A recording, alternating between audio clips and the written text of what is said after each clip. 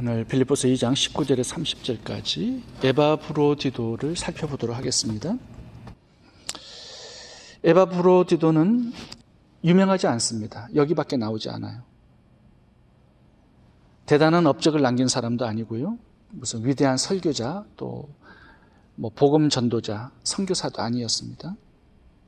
그런데 하나님께서는 빌립보서 2장의 주인공으로 그를 기억하시고 기념해 놓으셨습니다. 이 초대교회를 세우는데 또 세계의 복음화를 위해서 이 에바브로디도를 아름답게 사용해 주셨습니다. 하나님께서 쓰시는 사역자가 되기 위해서는 어떻게 해야 할지 에바브로디도를 통해서 세 가지를 살펴보도록 하겠습니다.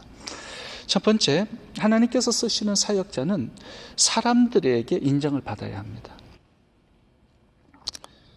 25절 읽어보겠습니다. 그는 나의 형제요, 함께 수고하고 함께 군사된 자요, 너희 사자로 나의 쓸 것을 돕는 자라. 하나님께 쓰임을 받기 위해서는 하나님의 인정을 받아야 됩니다. 그런데 그것만 가지고 충분하지 않습니다. 사람들의 인정과 신뢰, 존경을 받아야 합니다. 왜냐하면 사역이 사람들을 위한 것이기 때문에 그렇습니다. 사람들에게 인정과 용납을 받아야 돼요. 25절을 봐보시면 사도 바울이 에바브로디도를 나의 형제라고 부르고 있습니다. 에바브로디도는 사도 바울의 전도를 받고 양육을 받은 아들과 같은 사람입니다.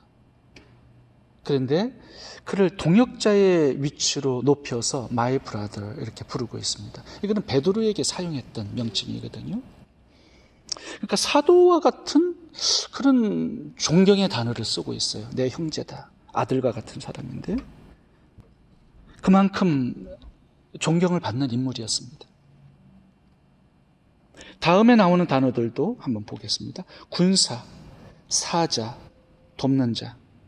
이게 최상급의 명칭이고 칭찬입니다. 에바브로디도는 목회자의 인정을 받았던 사람입니다. 또 하나는 성도들의 인정을 받을 수 있어야 합니다.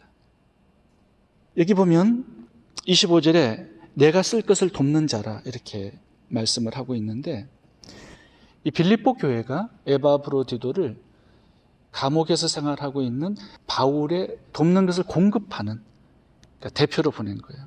거기에는 재정적인 헌금도 있었습니다. 그러니까 헌금을 맡길 만큼 신뢰할 수 있는 사람이 에바브로디도였어요. 그러니까 하나님의 인정도 받고 성도들의 인정도 받고 있는 사람이었습니다. 신앙도 좋았고 또 성품과 인격도 좋았다라는 뜻이겠죠. 성경을 보면 하나님께서 쓰시는 사람들을 보면 전부 다 이 사람들의 인정을 받고 있습니다. 로마서 14장 18절 읽어보겠습니다. 이로써 그리스도를 섬기는 자는 하나님께 기뻐하심을 받으며 사람에게도 칭찬을 받느니라. 사도행전 6장을 가면 이제 7 집사를 선택하는데 이렇게 기록하고 있습니다. 선택의 기준이 형제들아 너희 가운데서 성령과 지혜가 충만하여 칭찬 듣는 사람 7을 택하라. 우리가 이 일을 저희에게 맡기고. 여기 보면 사람들에게 칭찬 듣는 사람 7을 택한 것입니다. 사도행전 2장 47절도 보시면 하나님을 찬미하며 또 온 백성에게 칭송을 받으니 주께서 구원받는 사람을 날마다 더하게 하시니라. 그러니까 초대교회의 사역자들의 특징은 사람들에게 칭찬과 신뢰와 인정을 받는 사람이었습니다. 신앙도 좋아야 됩니다. 그거는 기본이죠. 그런데 사람들이 인정할 만큼 인격과 성품, 언어, 행실도 아름다워야 한다는 것입니다. 그런 부모가 돼야 되겠죠. 또 직장에서 사업장에서 그렇게 인정받고 존경받는 그리스도인들이 될 때 우리가 섬기는 예수님도 함께 존경을 받게 되는 것이죠. 우리의 삶이 욕을 먹으면 우리가 섬기는 예수님도 욕을 먹게 되어 있습니다. 나 때문에 복음이 막히지 않아야 되겠습니다. 에바브로디도를 통해서 얻는 첫 번째 교훈은 하나님의 사역자들은 사람들에게 존중과 신뢰 그리고 인정을 받아야 한다라는 것입니다. 두 번째, 하나님께서 쓰시는 사역자는 작은 일에 충성해야 합니다. 25절 읽겠습니다. 에바브로디도를 너희에게 보내는 것이 필요한 줄로 생각하노니 그는 나의 형제요 함께 수고하고 함께 군사된 자요 너희 사자로 나의 쓸 것을 돕는 자라. 에바브로디도가 사도 바울의 감옥에서 어떤 사역을 했을까요? 25절 마지막을 보면 나의 쓸 것을 돕는 자라. 그러니까 사도 바울의 쓸 것을 돕는 게 그의 사역이었어요. 하나님께 맡겨주신 위대한 사역이 사도 바울의 옥바라지를 하는 것이었어요. 그 당시 사도 바울은 이제 시대 감옥을 떠나서 이제 전셋집에서 생활을 하고 또 군인들이 그를 지키고 있었습니다. 좀 자유로운 몸이었죠. 근데 에바브로디도를 빌립보 교회가 파송을 해서 이제 사도 바울의 쓸 것을 도왔어요. 그게 뭐였을까요? 밥하는 것고 설거지하는 것이었습니다. 집안 청소하는 거였고, 사도 바울이 뭐 안질이나 간질병이 있었다고 그러는데 사도 바울의 수족이 되어서 그냥 종로릇 하는 것이었어요. 노예같이 그렇게 살았던 것입니다. 사실 세상적인 눈으로 보면 밖에 나가서 전도하고 교회들을 다니면서 가르치고 선교의 사역을 하고 이런 것들이 위대하게 보이는데 에바브로디도의 사역은 그렇게 주목받는 사역이 아니었습니다. 사람들의 관심을 끌고 인정받고 칭찬받고 그렇게 위대하게 보이는 사역이 아니었어요. 근데 이렇게 작은 일을 맡겨주셨을 때 에바브로디도는 헌신하고 충성했다 말씀하고 있습니다. 그런 하찮은 일에 최선을 다할 수 있어야 한다는 것입니다. 사도 바울의 이 사역을 돕는 것이 오늘 본문에 보시면 어떻게 얘기하냐면 30절에 보겠습니다. 그가 그리스도의 일을 위하여 이렇게 기록합니다. 사도 바울의 어떤 작은 일을 도왔을 뿐인데 그리스도의 일을 했던 것 동일하게 나오고 있습니다. 사도 바울이 안질이 있었기 때문에 서신서들을 기록할 수가 없었습니다.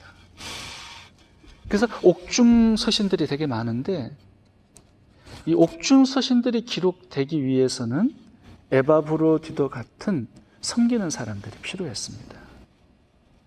다시 말하면 하나님께서 이렇게 작은 일을 귀하게 여기시고 주목하시는 이유가 뭐냐 하면 이렇게 작은 일들을 감당하는 사역자들이 많아야 하나님의 나라와 뜻이 이루어질 수 있기 때문에 그렇습니다.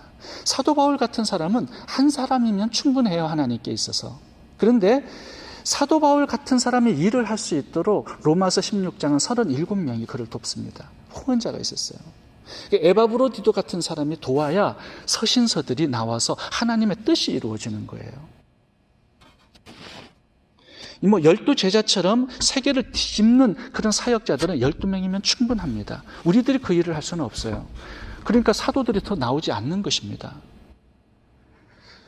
누가 더 많아야 되겠습니까? 사도 바울, 모세, 12제자 이런 사람들은 뭐 그 사람들로 충분하죠, 하나님께 있어서. 그런데 동역자들이 많아야 돼요. 작은 일들을 큰 일처럼 여길 수 있는 충성하는 그런 작은 사역자들이 많아야 하나님의 나라와 뜻이 이루어지는 것입니다. 그래서 하나님은 그런 사람들에게 주목하고 있는 거예요. 하나님의 나라의 완성은요, 우리 같은 평범한 작은 사역을 감당하는 사람들을 통해서 이루어지는 것입니다. 먹을 것을 나누고 내 두 벌 옷을 하나 나누고 병든 자를 돌보고 고아 가부를 구제하고 선교 헌금을 보내고 이런 작은 사역들이 하나님의 나라를 완성하는 그런 사역들이에요. 성도들의 친교를 위해서 식사를 준비하고 또 우리처럼 새벽 기도에 나와서 중보기도 하고 교회를 청소하고 정돈하고 아프리카 아이 한 명을 위해서 매달 30불로 후원하고, 이런 작은 일에 충성하는 자들을 통해서 하나님의 나라가 세워지고 주님의 재림이 오게 되는 것입니다. 하나님은 오늘도 에바브로디도처럼 작은 일을 맡겨주셨을 때 헌신하고 신실하고 충성하는 자를 사용해서 당신의 뜻을 이루시고 하나님의 나라를 완성해 가는 것입니다. 마지막 세 번째는 하나님께 쓰임받기 위해서는 시험을 이겨야 합니다. 26절, 27절 읽어보겠습니다. 그가 너희 무리를 간절히 사모하고 자기 병든 것을 너희가 들은 줄을 알고 심히 근심한지라. 27절, 저가 병들어 죽게 되었으나 하나님의 저를 긍휼히 여기셨고. 30절, 죽기에 이르러도 자기 목숨을 돌아보지 아니한 것은. 여기 보면 에바브로디도가 죽을 병에 걸렸습니다. 지금 사역을 하고 있는데 죽을 병에 걸렸어요. 이거 굉장히 큰 시험 드는 문제입니다. 하나님의 나라를 위해서 최선을 다했는데 이러면 죽을 병도 나아야 돼요. 가난한 것도 잘 돼야 되고 부유해져야 돼요. 그게 우리가 기대하는 것입니다. 근데 병은 점점 더 심각해서 죽을 지경에 갔다는 것입니다. 기복신앙이 판치는 요즘에 에바브로디도 같은 일이 나에게 생겼다면 어떻게 될까요? 교회 봉사도 열심히 하고 헌금도 열심히 하고 주일 성수 잘했는데 사업이 점점 망하고 병들어요. 그렇게 되면 대부분 시험 많이 들게 되어 있습니다. 주님을 떠나게 되어 있고 교회를 나오지 않게 되어 있습니다. 욥의 아내처럼 하나님을 욕하고 도망갈 사람 많습니다. 그런데 에바브로디도를 성경에 기록해서 우리들에게 하나님 보여주고 싶어 하시는 이유가 바로 여기 있습니다. 헌신의 끝, 충성의 결론이 내가 원치 않는 부정적인 사건이라 할지라도 충성을 다하는 그 모습, 시험 들지 않고 끝까지 헌신하고 최선을 다하는 이 모습을 하나님께서 귀하게 보시고 우리들에게 자랑하고 싶어 하시는 거예요. 헌신과 충성의 끝이 비록 축복이 아니어도 시험 들지 말라는 것입니다. 하나님께 섭섭한 마음 품지 말라는 것입니다.